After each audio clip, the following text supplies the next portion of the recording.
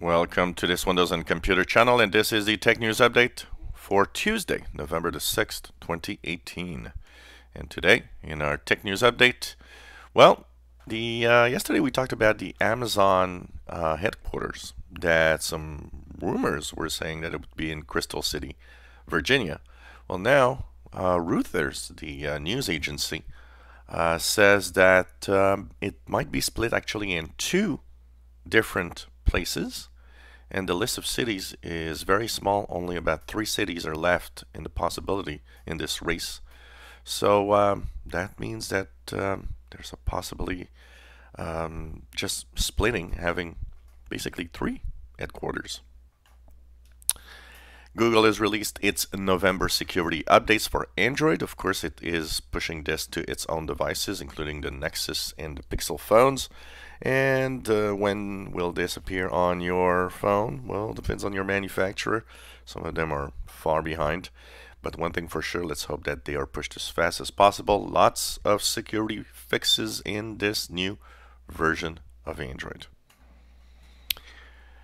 Would you like to mirror your phone calls in your PC? Well, apparently in 19H1, as we slowly have new features where phones are actually being linked to Windows 10 PCs, some rumors say that in 19H1, the next version of Windows, we might actually be able to actually interact and take phone calls in the PC, listening to the phone calls, even talking to, really an interaction with the calls that you get on your smartphone, which is kind of interesting. It will show us a lot of power over smartphones and Windows 10. So a foldable phone is in the making. We know that Samsung is about to call it probably the Samsung Flex, and now some sources say that we might actually see what it's all about tomorrow. Yep, November the 7th.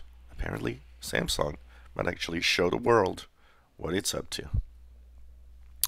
Well, the FCC, which is rarely doing good decisions with Agent Pie, is maybe doing a good one now. It says that it is going to deal with robocalls and be or enforce regulation to the carriers if they don't do nothing about it. The FCC says that the robocalls are a plague, that carriers could deal with it and actually block them, but they just don't do any work on it. And that something needs to change. Well, according to security experts, something strange was happening in the past 2.5 years with the internet traffic. Apparently, a lot of the traffic was redirected through China by China Telecom. And basically, what we don't know is this intentional or not? One thing for sure, rerouting the traffic through China might mean that they're snooping on data from the rest of the world. But what exactly did happen? And it's an off and on phenomenon, meaning that it didn't actually do it all the time. So was there just a programming error, or did you just intentionally do it? That's up to you to think about it. More than 10 years ago, a virus called Stuxnet was targeting nuclear power plants in Iran, but it also infected PCs around the world. At that time, I was in the prime of my tech jobs, and I can tell you that there are a lot of PCs infected with this thing. Well, Iran says that a new type of malware coming from Israel is affecting its different organizations. And is this the start of Stuxnet 2.0? Apparently it would come from Israel. Well, the original Stuxnet also apparently came from Israel. Enterprise security is, of course, something very important, but a interesting study seems to show that security experts in a lot of enterprise think that their biggest threat are local threats, when in reality, for a lot of enterprise, the major threats are foreign nations trying to steal data from their own companies, and that a lot of security experts are just kind of too focused on what can happen locally rather than internationally. Microsoft is still tweaking the Windows 10 Microsoft Store. It now has a wish list and a shopping cart. You might say, wait a minute, it was there. Yeah, it was there, but it disappeared, but now it's back.